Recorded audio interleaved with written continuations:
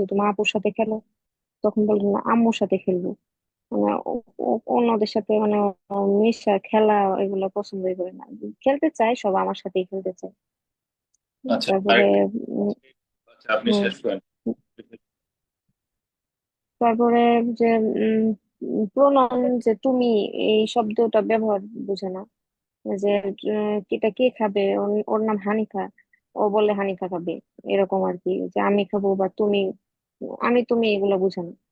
খুব ফ্রিডম যখন। জি, জি, কমিউনিকেশন স্কিলের একটা ব্যারিয়ার হচ্ছে ওর সোশ্যালাইজেশন। তো জি। ওর সোশ্যালাইজেশনের যে বিষয়টা, যেমন ধরেন ওই কারোর সাথে যেটা সে কথা বলতে চায় না বা কারোর সাথে হুম, মিশে না।